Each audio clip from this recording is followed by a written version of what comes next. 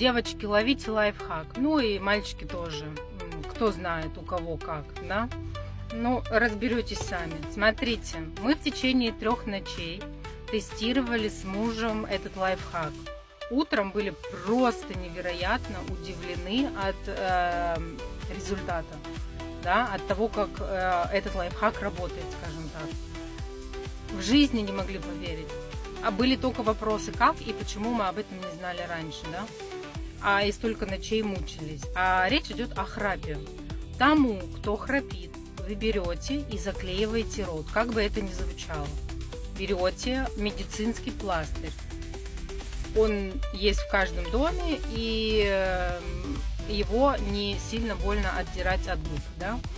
Вот таким образом, вот так, заклеиваете храпящему на ночь рот.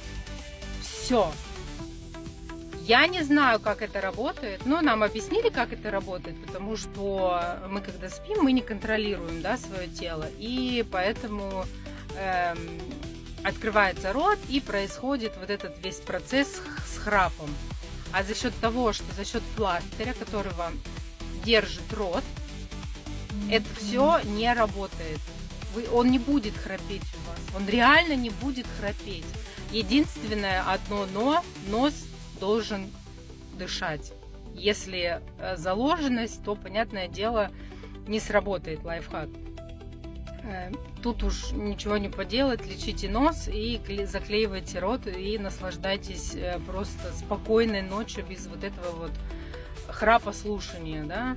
Просто лайфхак на миллион. Попробуйте, сохраните это видео для эксперимента у себя.